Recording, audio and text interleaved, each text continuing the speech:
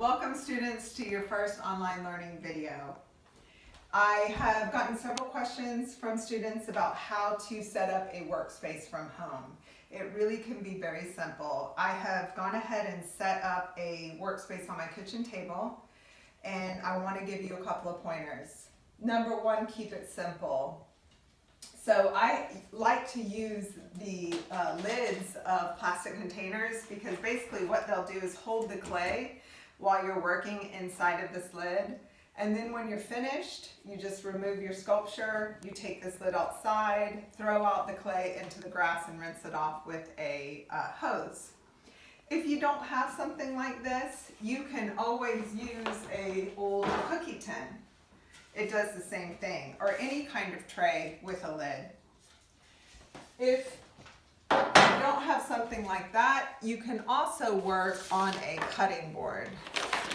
The cutting board doesn't hold your clay, but what it does do is creates a nice work surface. Sometimes the best solution is the top of the lid and a cutting board, and now I've got a nice sturdy work surface where the clay will be caught inside of the lid so I don't make a huge mess. If you don't have anything like that, or you're not willing to part with your cutting board, because I wouldn't use this for food after I use it for clay, you can use something as simple as a paper plate. You can use a napkin to work on. You can use a paper bag. And the other thing that you can use is an old pillowcase. So if you have one of these, you can also use a pillowcase if you find that your work is too wet and it's sticking to your surface.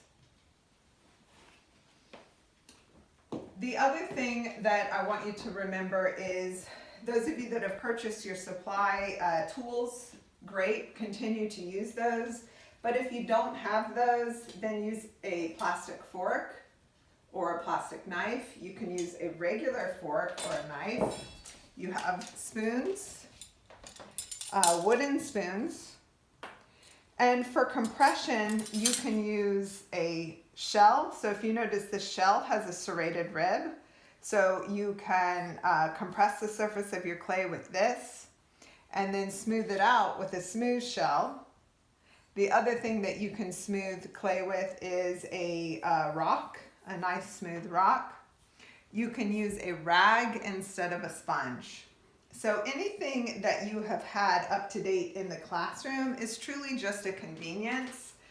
Our ancestors made amazing work with just their bare hands. They had nothing. They even had to dig for their own clay.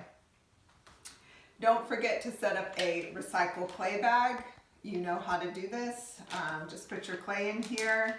Spray it a couple of times at the end of each work session, and then re-wedge it when you come back in to work. If you're setting up your slip, go ahead and put a couple of pieces of clay in here, cover it with water.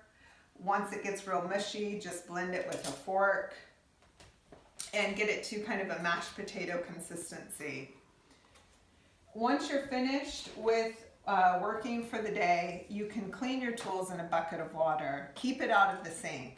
So just take your fork and a rag, wash them off in the bucket of water, and then take that water and drop it into the grass outside.